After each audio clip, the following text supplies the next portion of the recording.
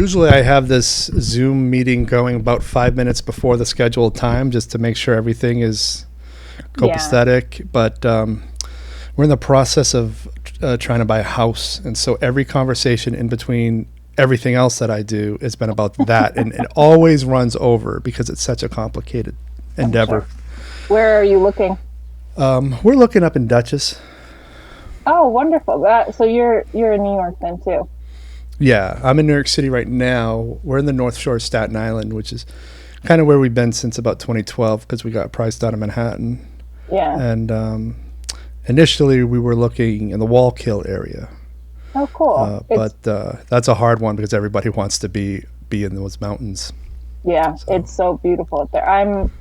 My mom grew up in Poughkeepsie, and we go down quite a bit. And then I lived my entire life between where I am now, which is way in the country, and then down in Manhattan too. So yeah, very familiar, and it's an incredible, good luck. There's so many cool houses out there too, like historic, like beautiful little, Yeah, we're hoping to get maybe a fixer-upper that was built at the turn of the century. Yeah. And see what we could do with it. That's cool. That's ideally. Exciting. Yeah.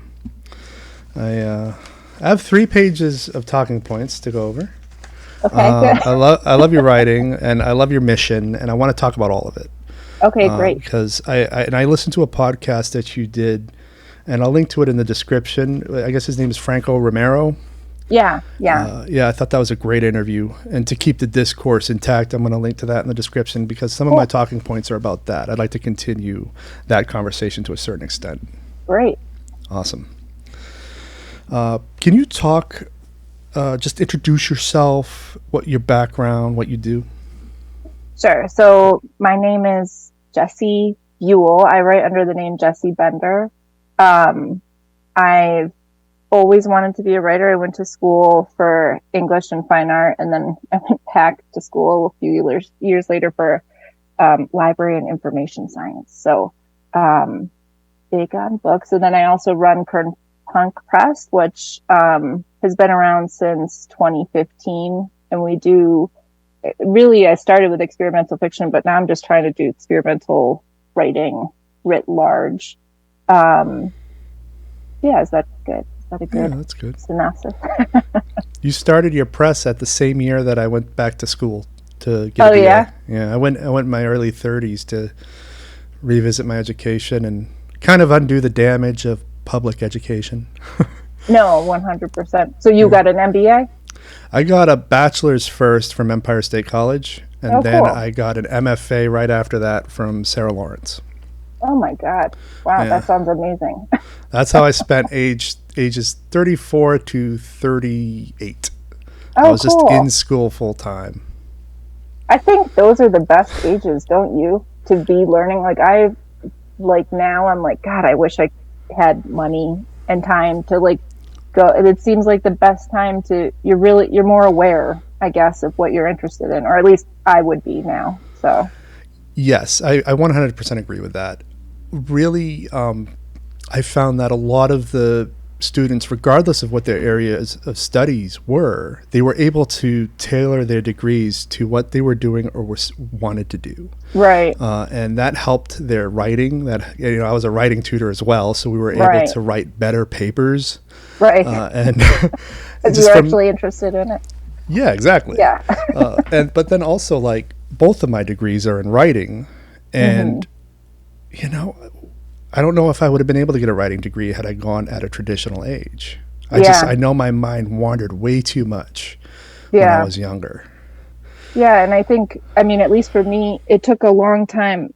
I've always loved books, even from being a little kid, but it took me a long time to find a little niche that I'm like, this super excites me about writing. There's always enjoyable reading, but there's this little pocket, and it took a long time and a lot of different reading to find that area. And I think that would be I know if I was 20 or 19 writing, it'd be very different than an experience now, So that's awesome. Sarah Lawrence, again, beautiful area right there. So, yeah. Bronxville. Yeah. Well, let's talk about your education. You talked a little bit about it in that other podcast.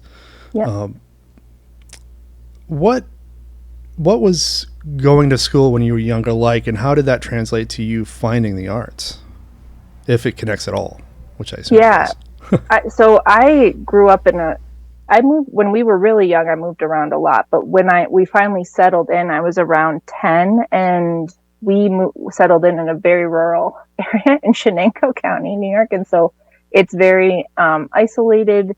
There's a lot of poverty, and the arts are very much focused on folk arts, which makes sense, and that's great. I love folk art too, but it wasn't, there wasn't a lot of exposure to all different types of art and expression. So you found it in pockets, and I knew that I wanted to be an artist. So when I went to college, I went to Ithaca, which isn't that far away, but Cornell had so much more exposure to different types of people and different types of ways of creating and expressing yourself. So I think there is that kind of balance between like growing up in the country and not having too much else to do.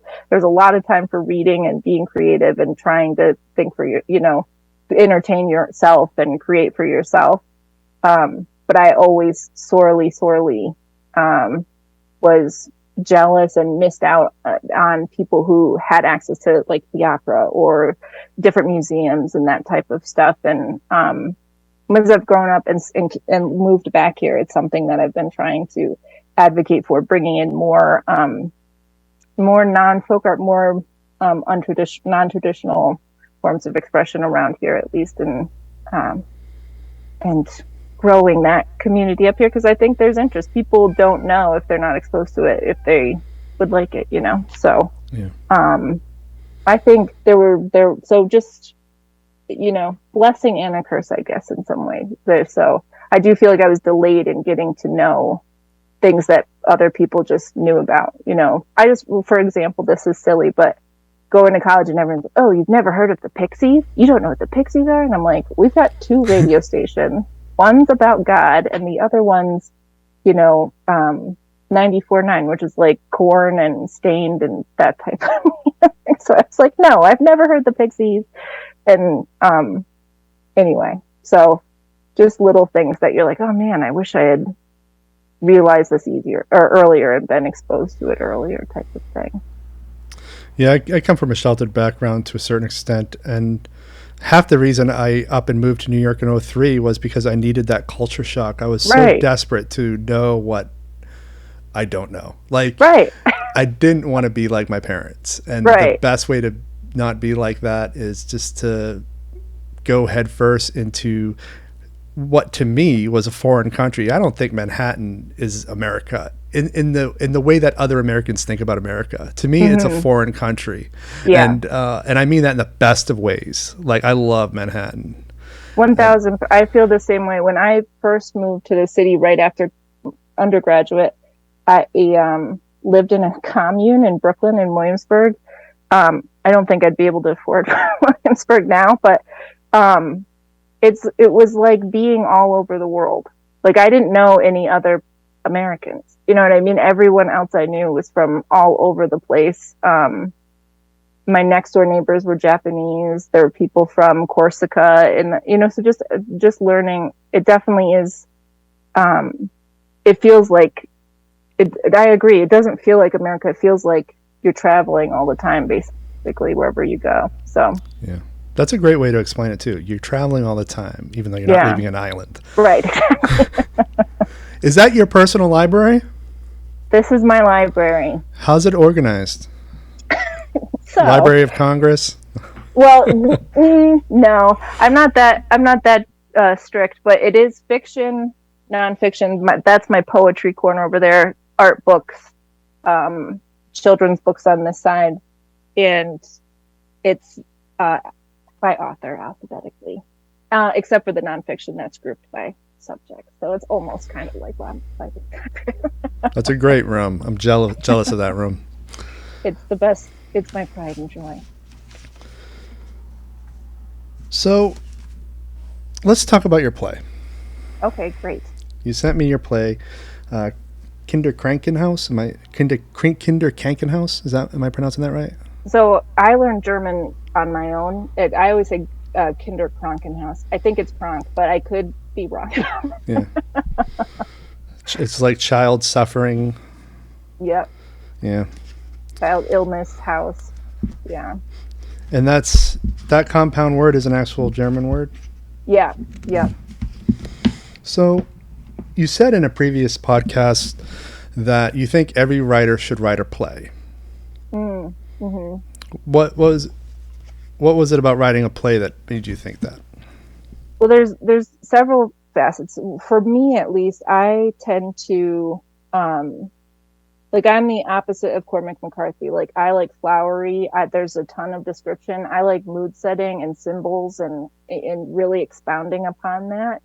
And when you're focusing so much on dialogue, it's a completely different world and it's a different skill set. And for that part, it's been amazing to refine that and to also look for subtleties in expression.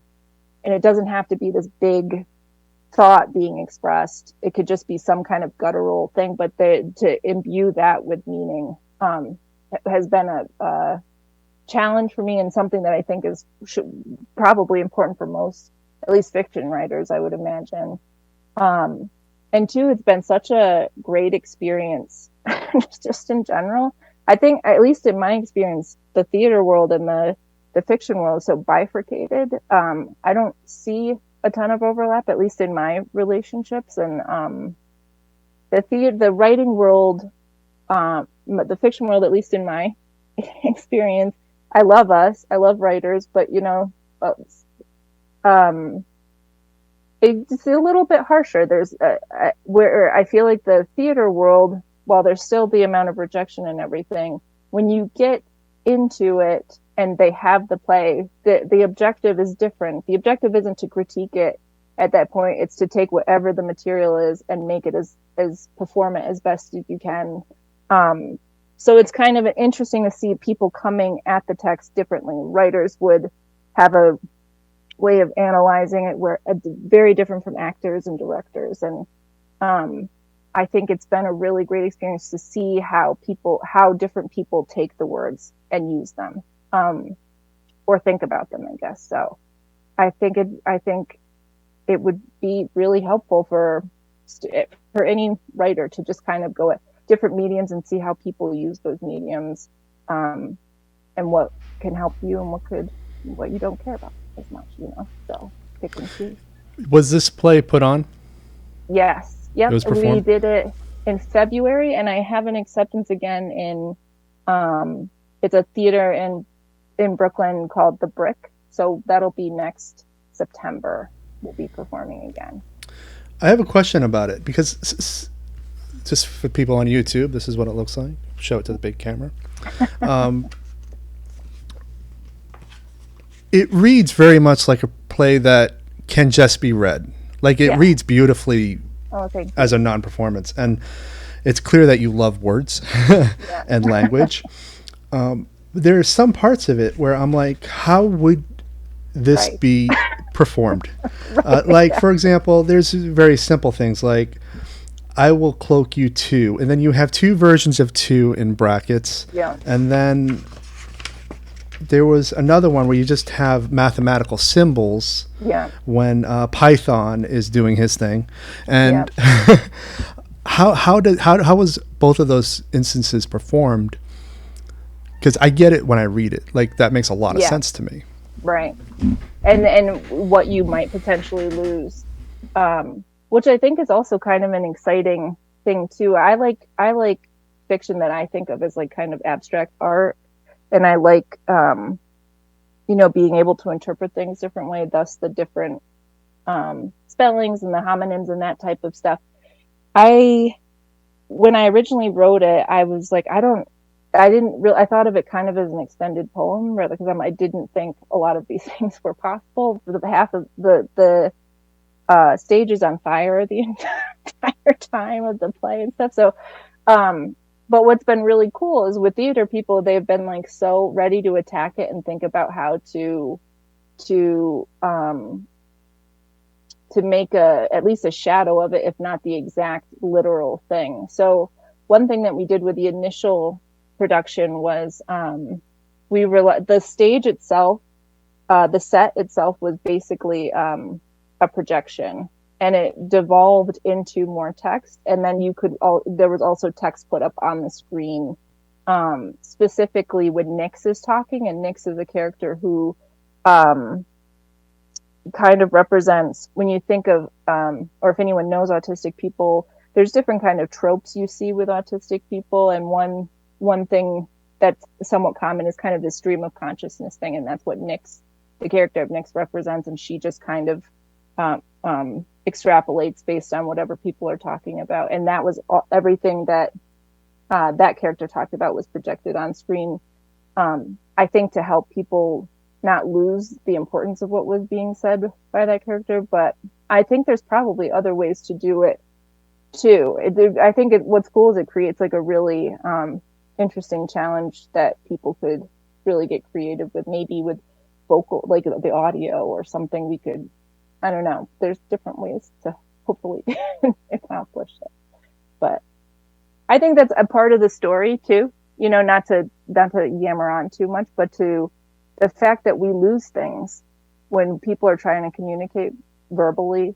We lose things all the time. Hidden meaning. Another character is called the Shadow. They do something that a lot of people, autistic people, do, called echolalia. But when the Shadow repeats things, again, it's homonyms, synonyms, that type of stuff. And the person just thinks they're yammering on, when really they're adding more context or a different interpretation to the scene. So I think it's interesting to have a physical manifestation of this writing to reinforce the fact that the whole point of it is that it's impossible to communicate with each other, you know, and everything we lose when we're just interpreting it through our one lens, I guess. Yeah. I really, you know, I love that you're tackling this idea of like just communication, and there's also definitely the theme of neurodiversity going on here. And a lot of this reminds me of just kind of growing up and being told that everything I was doing was wrong, that everything I was saying made no sense, right. And not being able to be taught basic concepts. I mean, it goes back to the whole thing where I had to undo the damage of going to school, right? Right. I was a failure at math. Nobody could convey math to me. It just didn't click. And then at Empire State College, I personally hired 3 tutors who all got through to me in different ways. They were willing to actually have a conversation and communicate. Right. And it's so funny because one of them used the essays of Francis Bacon to get through to me. And I ended up getting an A- in the general education class that I had to take. And I couldn't believe it. And all it took was a little effort and a little understanding. And anyway, I know that there's a Francis Bacon theme going on in some of your work. And so I just want to show you that. Oh, that's awesome. But it's a framing, you know, like I feel this. I personally felt the same way with math too.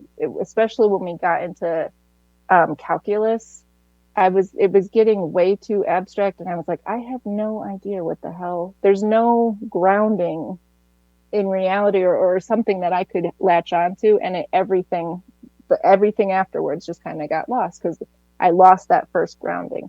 So I feel that I do feel, just like you said, if people. For one of my novels, I had to do a lot of research about engineering, which is heavily math-based, and I was like, uh-oh. But then I took so much time reading and figuring it out, and I think I think all minds are capable of things. It's how we're presenting the information.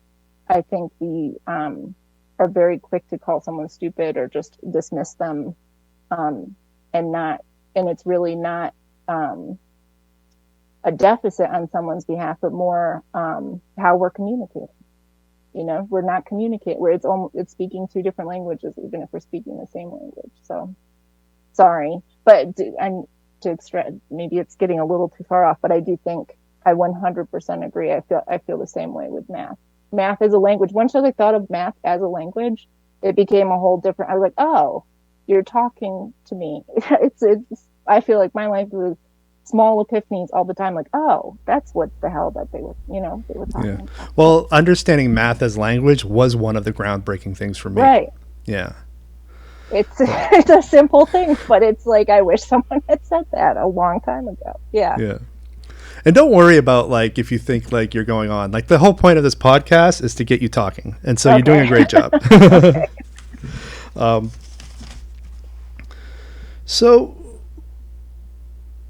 you have a bit of an obsession with etymology and language and words, and is that safe to say that? Yeah, definitely. Don't you think it's interesting? I've since I was a little girl, it's sitting right here. I have a big etymological dictionary, and I think it's again, to play into the confusion, you look at the root of the word and it could mean something like originally it meant boat in Old English, and then we take it and twist it, and hundreds of years later all of a sudden it means rapidly moving or something like that, and it just adds to the fact that you're like, this doesn't really make sense. It's so arbitrary. And anyway. Yeah. Well, I brought it up for a few reasons, and we can just step through them. One of the things that I was remembering when putting together the bullet points for this conversation was one of my writing professors in my undergrad had talked to me about how the English language specifically often evolves to reflect society's prejudices. And she had an interesting outlook. She said almost every word that is meant to describe either a non-white race or a female often devolves into a word that you shouldn't be using. So brothel, for example, used to just mean a house where a woman lived. Right. And it obviously devolved into something else. Right. Every word that's ever been used to describe a black person has devolved into something that you shouldn't say. Right. And I thought that maybe you had noticed this as well, because not a lot of people think about this. Yeah, I mean, that is really interesting. I think you could definitely see that too in people, any people that we other, including people based on ability. I think that's anything with, crazy, or Beyonce just got in trouble with spaz, and so we look at these words and they just seem so innocuous, and they really are they can be rooted in something that's so, harmless, and we take it and manifest it into something, based on the other, whatever that other might be. So I think that's really incredibly interesting that it makes sense, Yeah. Then there's a lot for mental things. That it's anything, and it doesn't have to be, an ability or disability. It doesn't have to be that. It could be, when people start losing their memory, it's so many things, the things that are related to dyslexia and that type of stuff become manipulated into these really pejorative words. It's interesting because this idea of neurodiversity brings about the whole idea of just kind of being different in that way. And the words, like you said, crazy, or I know that prior to me meeting my girlfriend, I used to use the word schizo all the time. Oh, that dude went schizo over there, but her mother is a schizophrenic. And so now I am tuned to not using that word. Like I just have an aversion to it. Right.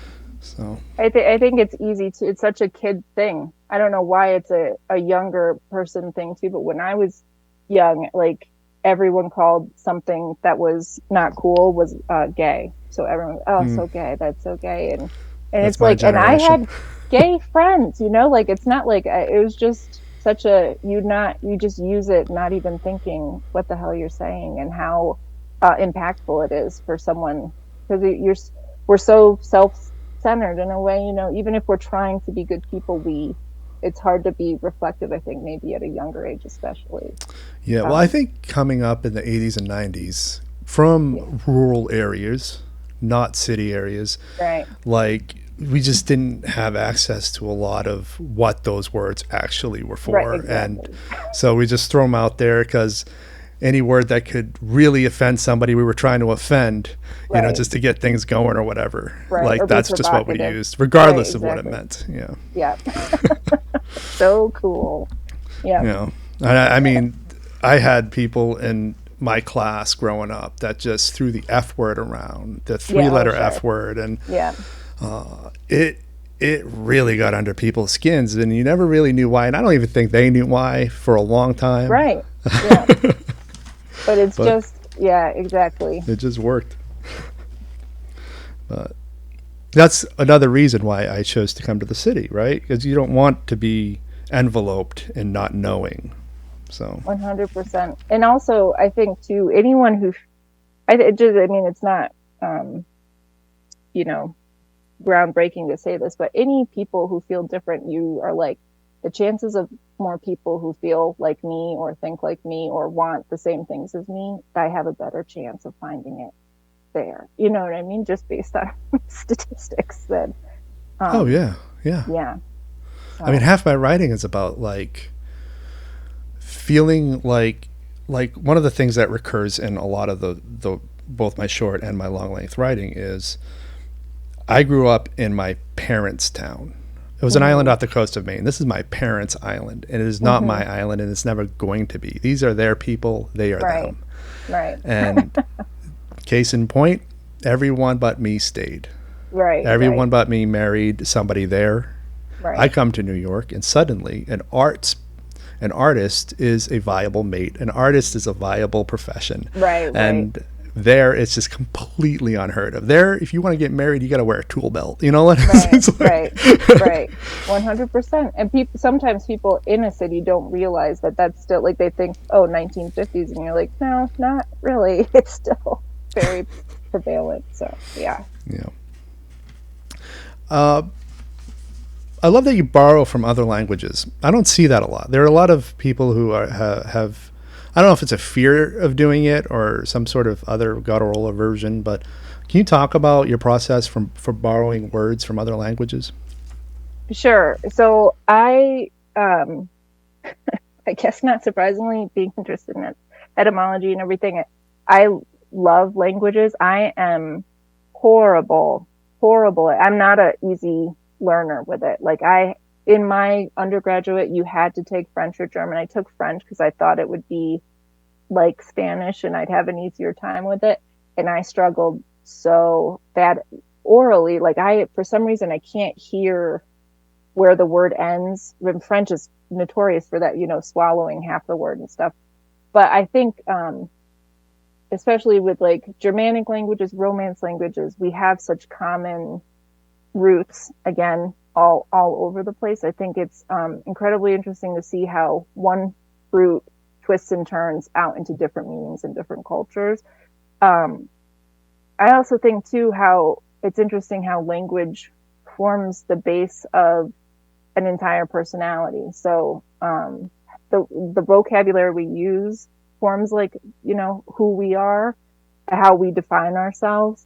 And then when you have different languages, you have different kind of almost like persona, I guess, based on just that language itself and how it constructs itself and how it constructs meaning, where it puts a noun in a sentence, just little things like that. Like the Germans move the nouns and verbs all over the place differently than us. And I just think it's really interesting and what that prioritizes and finds important, these little subtle things. So I think on one hand, in Kinder Krankenhaus, it is like an easy kind of metaphor to just, again, talk about how quickly communication breaks down because of different knowledge and different understandings of what a word might mean. But I also think too, it helps emphasize the idea of a common root, if that makes sense. And, you know, and also with Kinder Krankenhaus, it's really kind of set in a nowhere time and space, but it is I did want to hint back to Nazi Germany, which was a real thing, and they were really euthanizing, not just autistic kids, but anyone, that kids with fetal alcohol syndrome, kids who just, were socially awkward, just whatever reason they didn't fit into this Aryan ideal. So that's another reason I wanted to throw the German in there. But there's a lot of French too, because I steal quite a bit from Derrida. So all those things, trying to braid them together, I guess. Have you ever attempted to or achieved designing your own words for word, like if there's a word that you feel like should exist for something? Oh, interesting. No, I don't think I have, but that's really cool. I've always thought that was really my next kind of step was trying to like really delve into like translation, because again, the transmutability of what a word could be, then what a sentence could be, is just kind of blows my mind. So I wanted to try that, but I think, coming up with words, and who did it? Like Tolkien did it, right? Or trying to think of other people. Yeah, too. I think a lot of the fantasy authors try to do that. Or It's I think amazing. he invented a language. But Right. like, I mention it because it's clear you love words. I can see what kind of professor you would be if I had studied under you. And playing with sentences, and I have this nephew in middle school. He's a writer. Like, you probably get a manuscript from him in 10 years if you're still running the press. Like, and he designs words to shorten his sentences. I don't know anybody who's an adult who is doing that. That's like amazing. Designing words because I don't want this sentence to be long. In middle school, you're doing that? Right. And like, his writing is so, I'm like, I love that he's my blood, because it means that it's in the blood. But like, I don't know. I feel like sometimes I'm on these Twitter conversations with people who are in the writing community, right? And there's so many who have an aversion. It has to already exist. It has to be in the dictionary. And one of the things that I noticed about you is it's all open-ended. It seems like. Yeah. Try it out, experiment. 100%. I think that's what's interesting. I've always tried and preface it by saying there is value in doing, and following the arc, following the grammar to a T. Even if grammar is always evolving, and we could have that a whole other discussion. But I think what I'm most interested in is where the growth and seeing things, and it doesn't even have to necessarily be successful, but just I'm just like, again, if we think of it as abstract art, someone doing something completely new, like what it sounds like your nephew's doing, like that is what is the coolest thing, like that's what I like try and look for in Kernpunkt, and what I try and do in my own writing. And it's cool to have probably an uncle like you, because sometimes kids are trying things and I think they're discouraged because people are like, what the hell is this? And if you have someone encouraging you, you could, especially at a young age, you could go and do amazing things. So that's really cool. Yeah, well, when it comes to him, I try to be the adult that I never had. Right. But he has, I think he's been surrounded by pretty good teachers, because at one point, I think in the 5th grade, he had a pass that if he felt like he had to write, he could use this pass to go to a separate room and go write. And I'm like, that's a great teacher who gave you that. We need one of those for adults. I need to step out of this meeting because I don't care about this, right? I mean, if employers don't want us stealing time to write, then they're going to have to give us the pass. Exactly, 100%. I'll be back later. Right. That's awesome. Good. That's so nice to hear. Yeah. But don't you? I just think, and I know you've had Loie on here too, and like her writing, just it's hard. I think any medium to do it in that's really difficult. I think it's writing. I think it's easier to be experimental in music and in painting. And maybe this is going to really anger people, but I think there's so much more fluidity with the medium, and we are bound by characters. So how do you take this and make something truly new? It's Yeah. It's something I try and think about all the time. I don't have an answer, but I think these people are trying to do it. I think that's cool. Now I'm going to have to try and make my own words now. Yeah, well, I mean, that was one of the things about her work that stood out to me when I read her undergrad capstone project, which she published. It's called Soul Trouble, and she published it under her maiden name initially. And I'm like, oh, this can be writing too. Like, it really started opening my mind, and I think that's when like my films started becoming really experimental. That sort of opened the gate, because the release of that wasn't far from when I quit my business and went back to school. Yeah. And it was kind of all tied in. And so I'm really influenced by what can take me out of sort of this mode of production, because I can easily fall into a mode of production. This is the way it's going to be. We got to move forward like this, and then at the end we'll have a product. Yeah. But it never satisfied me. For 20 years it never satisfied me. And so this is the next question is, I am obsessed with surprise. If I'm not surprised by something by the time it's done, I usually don't love it as much. Right. How do you feel about that idea of surprise? I 1000% agree, and I don't know how to articulate it, because I've been myself trying to figure out how to best do this. You do need a forward momentum when you're telling a story, making a movie, writing a book. There has to be some type of forward momentum. I'm not a huge fan of following arcs strictly. And that's why I think as long as there's something completely like you couldn't foresee it coming in the next scene or in the next few pages, that is what makes it interesting to me. So, like I think of Vicky now, who has published a lot of books, but I've just reviewed her book from 1111 Press. It's called The Vegas Dilemma. It's a collection of short stories. And one thing, I've read a lot by her. One thing that I really enjoy about her is that it doesn't necessarily follow a plot. You're not necessarily always understanding exactly what's going on in the moment, but it's always completely unexpected. Like the next page, you're really like, okay, we're here. It's just, I think that's the biggest element, is trying to make it so that it's not predictable and that there is something surprising. Are you talking about like one gigantic surprise? Well, it's more like I'll often, with my film work especially, and this is why I can't ever have a film crew working with me, because it would drive them nuts. So much of my screenplays are outlined, and there's no real direction on what props might be, what sets might be. It's just a general vibe. And maybe I'll write like a poem or a short essay to be a temporary voiceover to get us through it. And at the end of maybe what is a 3-month production process this way, it's a film I could have never predicted. It's a film that could never be written. And I made 2 feature films that way. And I found them to be way more meaningful to me than anything that was done through a normal production process, at least as far as film production goes. Yeah.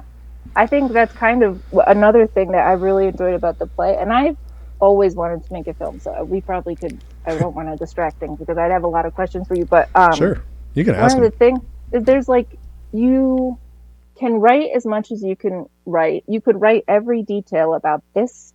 The glass has to be sitting here on the table. You could write that all out, but you could never control what's happening in a moment, in a space.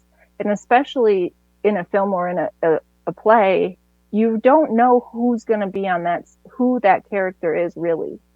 You have an idea, this is this person, this personality, but the actual person bringing that to life adds and takes away different things. And I think that's part of the cool thing. You're like, this is manifested into something that I didn't write. And that was one question I got all the time with the play when it first came out was, oh, is this exactly like you pictured in your head? I'm like, no, it's not at all like what I pictured in my head. And that's what makes it so freaking cool. Like that this has become this thing by itself, So I have to imagine it's similar with your films.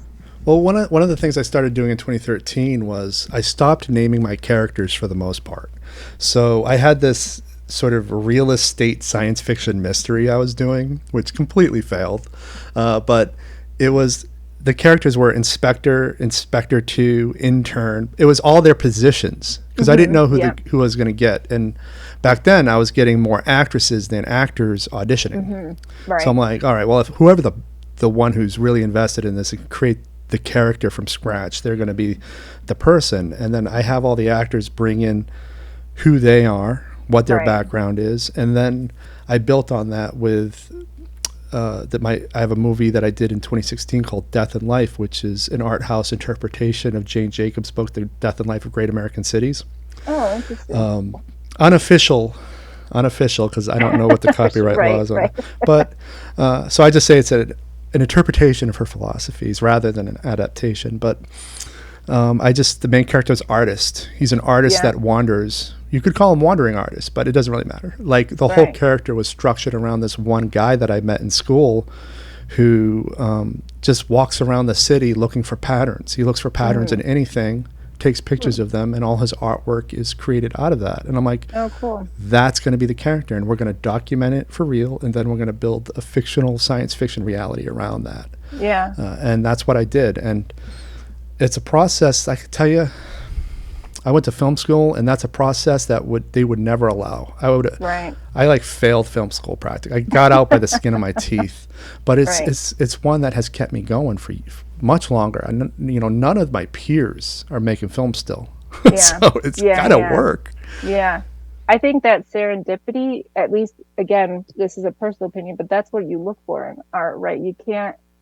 I think too, like a film school or even with the play, just because you have to raise money for it and everything, it becomes, they want the business component. And if you don't hit that, then you're not gonna, but if you're looking at just the art component, where that serendipity lies, I think is the most exciting part, because it's going to be different every time. If you made the same movie 3 times, you'd have 3 completely different movies,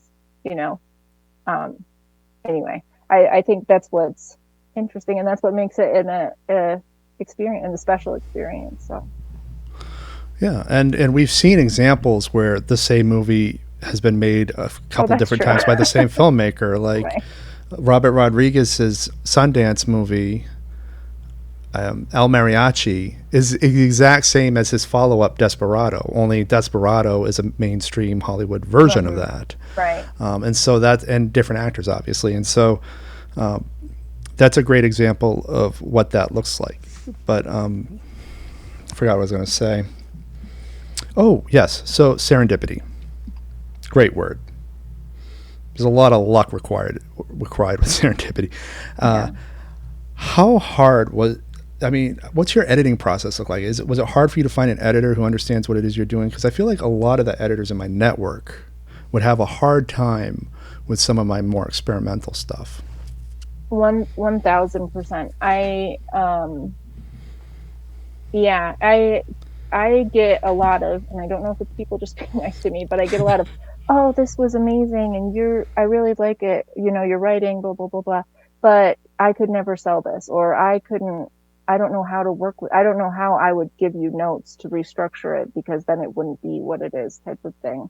I get that all the time. I have an agent somehow, and even she, when I give her my manuscript, she's like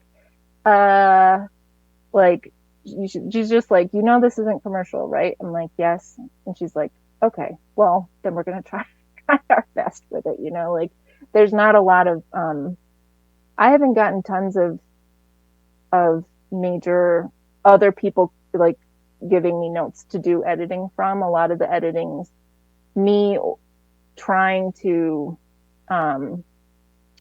one thing that I get stuck in all the time is a lot of people are always learning in any of my writing. People are learning, but learning's not very exciting to read about or watch. Probably it's just sitting there thinking.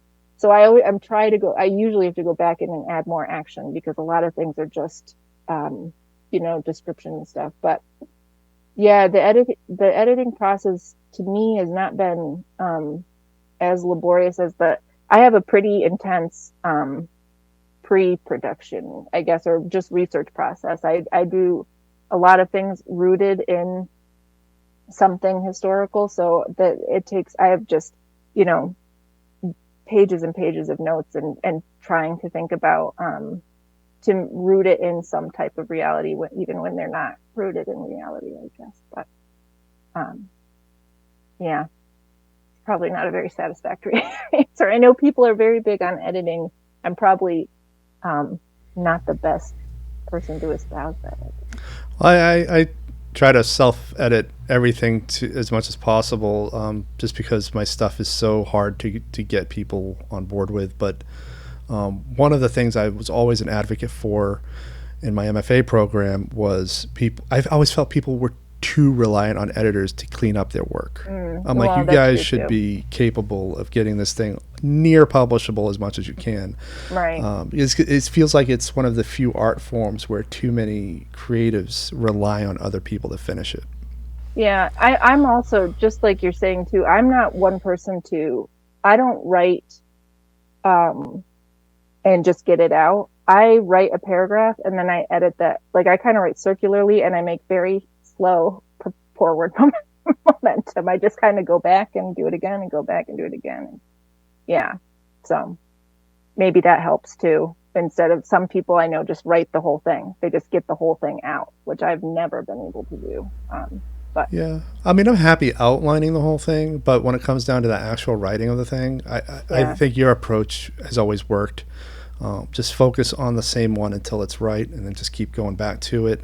Right. And it's almost kind of like you're going down a little bit, then you're going back up, then you're going down. Exactly. But you're going to go down a little bit further, then you're going to go back up. And, especially if you're really into energy and flow, that's the best way to do it. Yeah. Yeah. I agree. So you're kind of a hero because you're a writer you've published a lot. I think in the last podcast you said something like 96% of your work has been published. I mean, that's really intense. But on top of that, you also started a press. Yeah. And it's a press geared towards catering to a void in publishing, which is desperately needed. And that's, of course, experimental and art house literature. And so can you talk about starting your press and kind of why you did it? Sure. I just want to preface it by saying I do stick by that percentage, but I don't think it's necessarily that I'm a big gleaming genius or anything. I think it's more just tenacity. Like, I'll see on Twitter, like you're saying, someone will be like, I got 10 rejections. Should I still keep trying? I'm like, Jesus Christ. I was like, do that about 100 times more and you'll be fine. So, but yeah, so I started the press just because, I've been an academic librarian for a really long time, and I read a lot, and there's a lot to enjoy out in the world. But one thing at the library that I had started to work at right when I started Kernpunkt was they got a lot of those, top 30 under 30 or whatever, and top, and those are great, and people should be so happy with their achievements. But I was not I wasn't finding a lot of things that I super loved in those compendiums. So I was like, I wanted to get more into the small press world. And I think again, just like I said, that space is the most interesting to me. And I do think without those places for people to get a little bit of a foot in the door, we're not going to see like a proliferation of new things. We're going to just keep seeing the same things over and over again. And my real goal was to, we have published one person twice, but my real goal is to not be a house where I'm publishing the same people over and over again. I really want it to be like, okay, I published at Kernpunkt, I can put that on my resume, and now maybe someone will take me a little more seriously at a bigger house or whatever. Because that is, for people who haven't published yet, sadly, kind of the world we're living in. People want to see, a lot of places, not all, but a lot of places want to see a resume, or they want this to be the first thing you've ever written, and they discovered some brilliant person somehow wrote the most perfect thing the first time they wrote something. So it seems to be those two worlds. And I wanted to be that kind of stepping stone. I take it seriously, but I wanted it to really be like something to help people, basically. And we found a really amazing and incredibly diverse artists from all over the world. making really incredibly weird and very, very different things. So it's been great. So from the time you conceived, I'm interested in sort of the technical workings of having a press. So Sure. the time you conceived this idea for the press to the time you actually published the first book, Yeah. how long was that? It was a while. I before I became a librarian, before I went back to grad school, I worked in editing. So I had that background, and I thought, oh, I have this should be good. That being said, I had none of the production background going in. So, I had to learn InDesign, and I had to figure out like distribution and all of those things, printers. And that's what sucks if a huge percentage of a book's production costs are the mail and the printing, which I guess shouldn't be rocket science, but it shocked me how much money it took to do those things. So we started right during my maternity leave for my daughter. So in June, July, I accepted a book probably in August, and we didn't get it out until the following year, I think early the next year. Or maybe very, very late. But it takes much longer to make a book now, just because I'm more well aware of like the review process just takes sometimes 6 months to a year to get reviews. But yeah, it's been a long learning process. I'd say our first book to now it would be dramatically different how I handled what we did at first to how we do our production now. But been good. The last small press owner I talked to, it was from season 1, and he was running all of his printings through Amazon's service. Mm-hmm. How are you running your printings? So it depends on how big of a run. So oops, are you still there? Oh, sorry, I thought it froze for a second. For our chat books, which are our poetry books, they're a lot smaller. There are fewer pages. We go through a more traditional offset printer. It's more expensive, but it's the larger printers won't publish or won't print a book if it's smaller page number, basically. So if we have a traditional book, those go to a traditional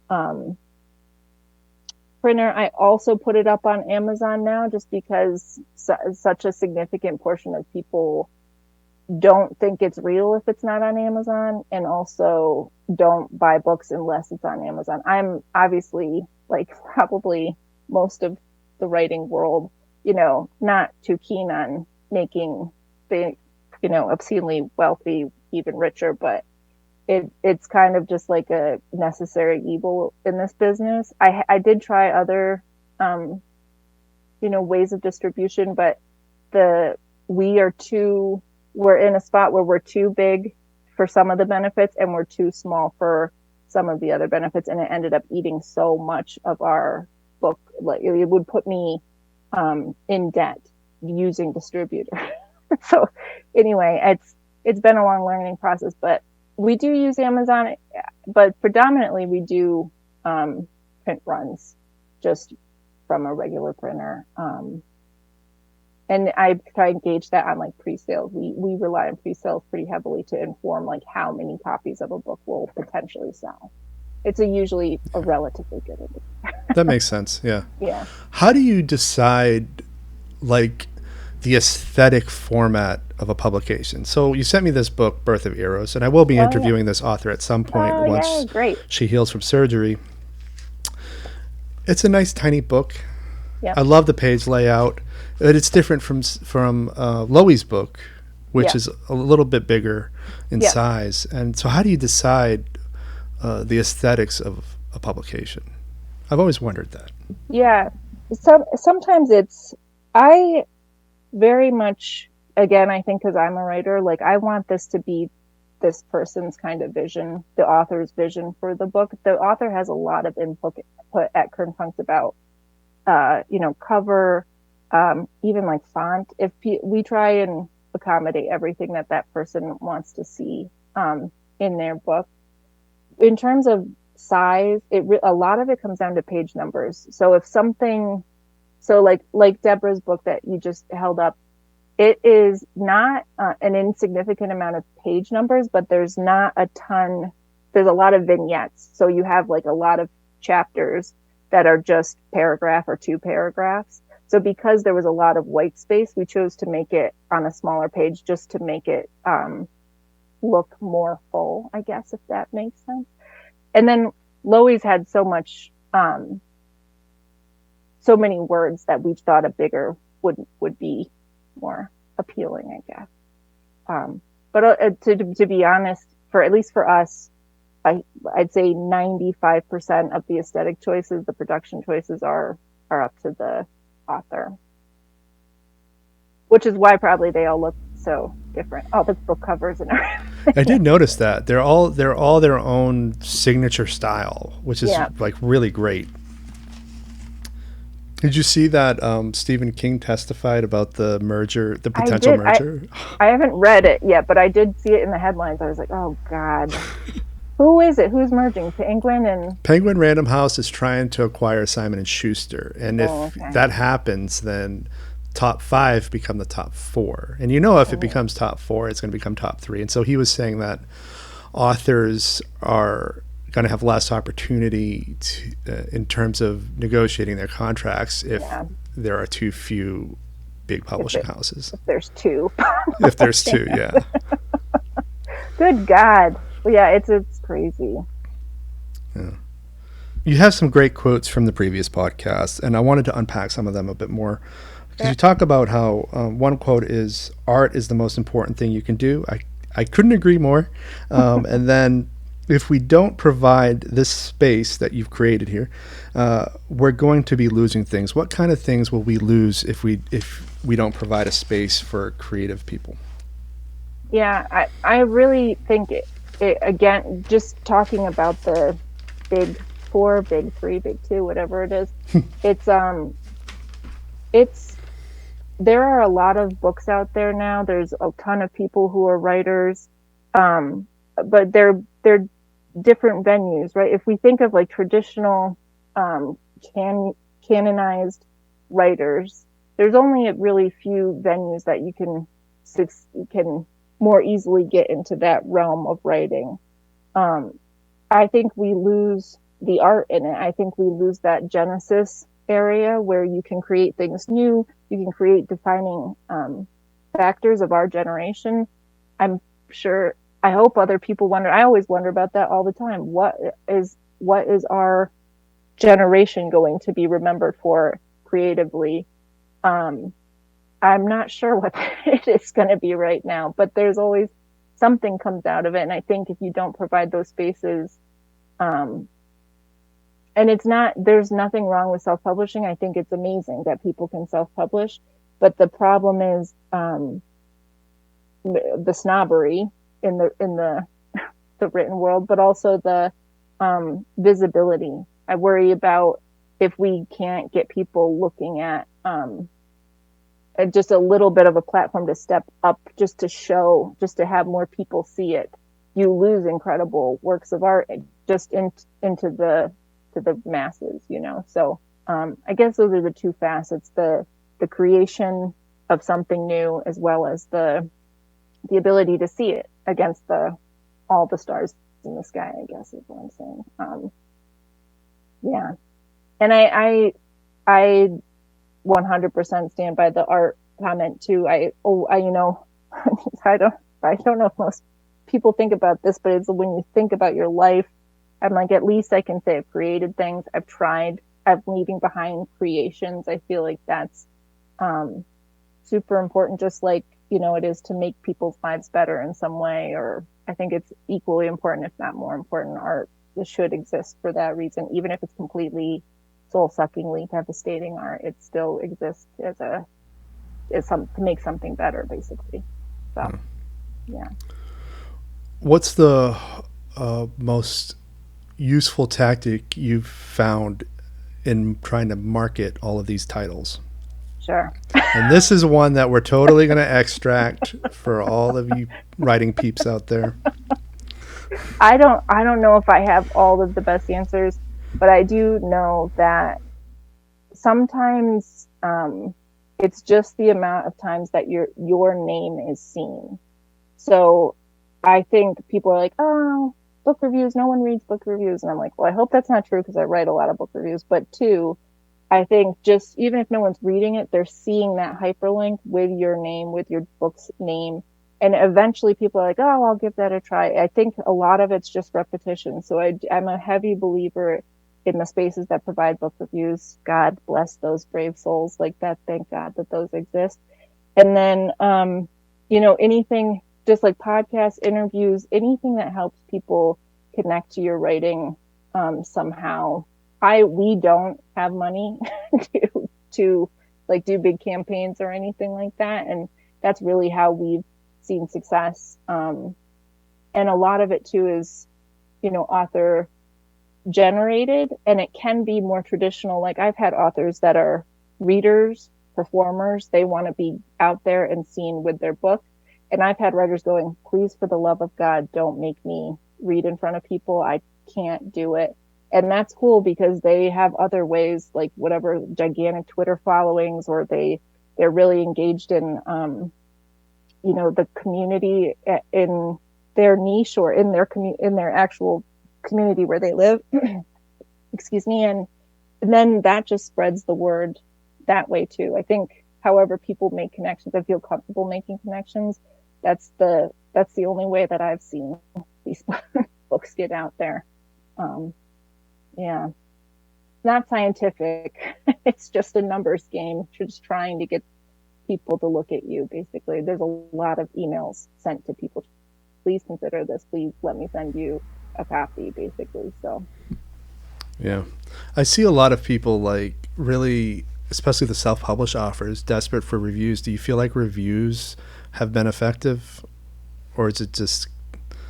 I do think reviews can be effective. I think even if it's just one pull line you can put, and someone has an association with that writer or with that publication, that they're like, oh, that lends some type of credibility, especially since a lot of our books are sold online. You can pick it up and leaf it through to see if you like, a paragraph or anything in it. I think that's really helpful. I think for self-published authors, if anyone's listening that's doing self-publishing, I think a lot of times those reviews are critical on Goodreads or on Amazon because they all still, feed the algorithm, and you become more credible in the system, and you'll surface higher in searches going forward. That's definitely true in Amazon. So get those reviews if you can. Ask your grandma to fill one out. Yeah. Engagement on any online platform is really important. All right. Well, I mean, I've asked you 3 pages worth of questions. Great. And I loved it all. This is totally what this podcast is for. So if you ever want to send an author my way, feel free to treat this podcast like another marketing tool if you need to. Cool. Awesome. I love the mission. Thank you very much. So you had questions about filmmaking, eh? Yeah. Well, so this is going to be such like neophyte stuff. But it's my birthday next week, and I asked for a camera, a Blackmagic. I don't even know all the rest of it, but it wasn't the most expensive one or anything. I think it was like $1,200 or whatever. And I just wanted to start like playing around. Have you ever seen A Field in England? That's a film? Yeah, it's on Hulu right now, I think, and it's Ben Wheatley. He did like Kill List and stuff. I'm gonna write it down. Well, it's like, I just love it. It's got historical elements, but it's also super trippy. Like they eat a bunch of mushrooms and all this weird stuff happens. But I wanted to start doing stuff like that. He does things that aren't like earth shattering, but it's kind of kaleidoscoping the image and stuff like that. My point is I'd love to start doing like some shorts or something. But I'd just love to hear, like how you got. So obviously it sounds like you have a whole big background in it and everything, but what you think is like the best. Yeah. So you're definitely like that Blackmagic. I've got 2 versions of that camera, and I swear by it because. Oh, great. Thank God. from the price point, it sounds like you're going for the 4K version. And that mounts micro four third lenses, so you'll have some pretty good lenses at your disposal, some good options. But that takes care of filming, right? You're pretty much done except for audio and lights. But lights, I mean, they come cheap these days. For me, I have this film school background, and I was trained to work on a set, but I don't use any of that. Yeah. I never did, and that's why I never got work in the unions and stuff like that. Everything for me was always about trial and error, searching for the right thing. Occasionally, I'll reshoot something I shot 2 weeks ago, because after shooting a movie for a while, I figured out what the movie is. Yeah. It's legitimately what experimental filmmaking is, and it sounds like that's kind of what you're going after, is just to probably mess what around I'd be for a interested while. in. Yeah, exactly. And almost like visual poems, I guess. Almost. Yeah. And I think more writers should be doing that, to be honest. I think like creative people in general should be messing around with all the mediums. Yeah. And this is something I found after going back to school. Like in 2012, I could have never seen me taking a watercolor class at Empire State College. Right. Like I was not in my personality, but I ended up with one because something about that experience broke me. Yeah. In a great way. Right. And so, like, if you're a writer, why not paint? If you're a painter, why not take photos? If you're taking photos, well, you can certainly take video. Right. It's all interconnected, and it'll all inform everything else. So when you start making films, whatever they are, what you're learning on that might not be obvious from day one, right? But it'll start affecting how you visualize your writing. Right. And that's so you said you basically you go from outlines. You have at least a rough outline in mind before you. Yep. I will often start pre-production process with an outline. So right now I'm developing this monster movie, and I know that it has scenes reminiscent of monster movies, but I also know philosophically I'm exploring what a monster is to humanity. Yeah. And so I'm unpacking monsters in so many different ways and so many different layers, and I don't know 100% what that's going to look like. Mm-hmm. So as I start location scouting and start building different types of monsters, I think I've designed 3 different monsters at this point. Cool. I'm still kind of writing it, and based on what I find, Right. And then, of course, we haven't even started filming. We're probably 2 years away from filming. That's a whole nother thing where who knows what we're going to film. Like, right. I have this outline, I have some scenes written, I have things in development, but I still don't know what I'm going to film. I just know it's going to be a monster movie, and any way that you think about what a monster is going to be tackled philosophically. Yeah. Interesting. That sounds really cool. When you look for places to shoot, do you always have to get, if you were just walking around New York City and you're like, hey, let's do something really quick, lean against this bar, would you have to get technically you'd have to get a permit or something? So the last feature I made, which was during the pandemic, I made it in August of 2020, and we didn't have any permits because the mayor's film office was closed. If you are handheld and you're not mounting anything to public property and your crew is less than 5, you can do whatever you want for the most part. Great. Just don't block traffic or keep people are allowed to pass through your shot. Right. If you want to make sure the police aren't going to mess with you, you can go to the film office, which is actually where David Letterman did his show, and I think Stephen Colbert does it there now. Oh, interesting. The mayor's film office is in that building, and they've got this thing called an optional permit, and this is specifically designed to keep the police from harassing people that they shouldn't be harassing. And it's free. And you just kind of go in, you'll probably have to mask up, and you tell them the locations you want to be, what time and where, and they'll check to make sure that they do have jurisdiction over it, and then they'll just give you this slip of paper. Oh, cool. And it's completely free for you. Now, there are some areas where they'll just be like, We have no control over it. We're not Right. sure who owns it because it's kind of a weird area, like Whitehall Terminal, right outside the Staten Island Ferry on the Manhattan side. Nobody knows who owns it. Because we tried to get a permit there several times, and they're just Yeah. like, yeah, we don't know who to contact. So Yeah. we just kind of run and gunned it. The Staten Island Ferry, I mean, I know they have ferry. When I lived there, they didn't have the ferries between the, like Brooklyn and Manhattan and stuff, but I always thought that Staten Island Ferry was like a cool little place. Like it's its own weird little thing, It could be Yeah, a cool well, place to that's film that for we sort sure. of live around that whole system, and Yeah. with all the ferry stuff, we have to like kind of do it secretly. Yeah. I remember in the 2013 project that I did, we got caught. And this is how small the maritime community is on the East Coast, because one of the deckhands on the ferry took my name because I was the director. And he's like, Eric Norcross, are you Richard's kid?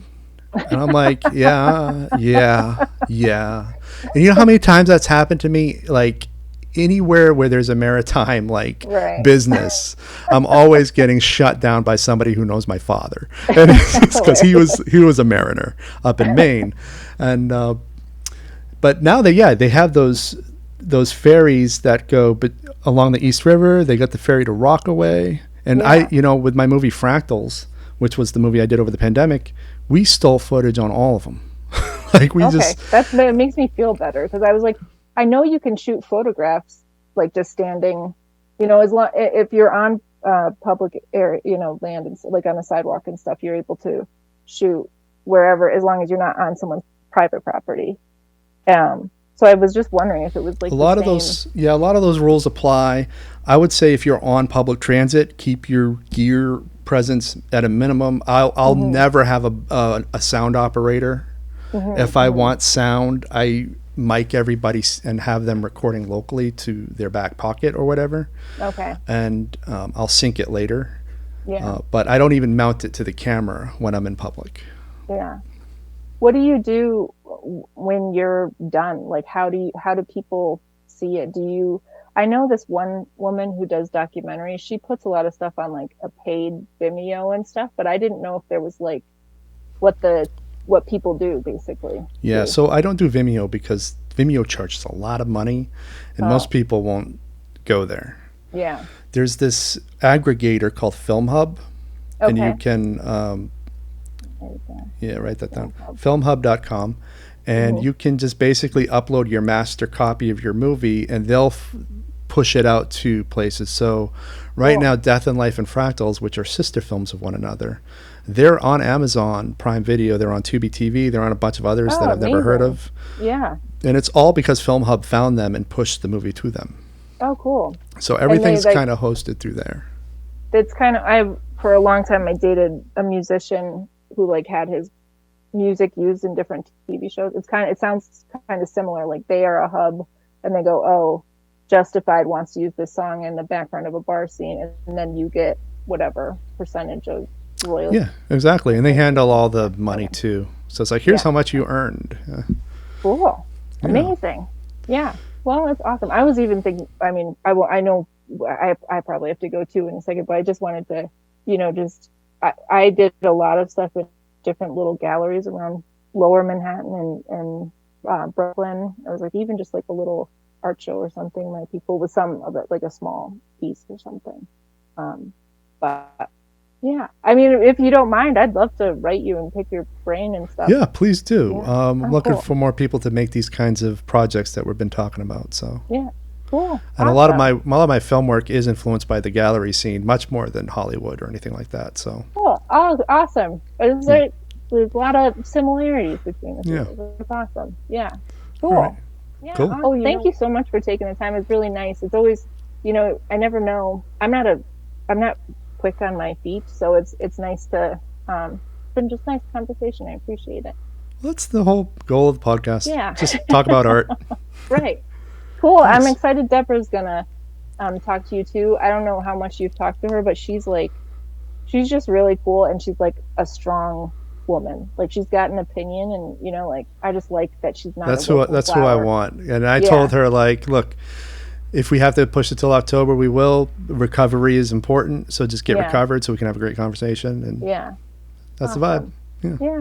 Cool. All right. Well, thank you again, Eric. I super appreciate it. And I definitely will take you up on, if I annoy you with film stuff, just let me know. But, Will do. okay. Looking forward. All right. Thanks again. Bye.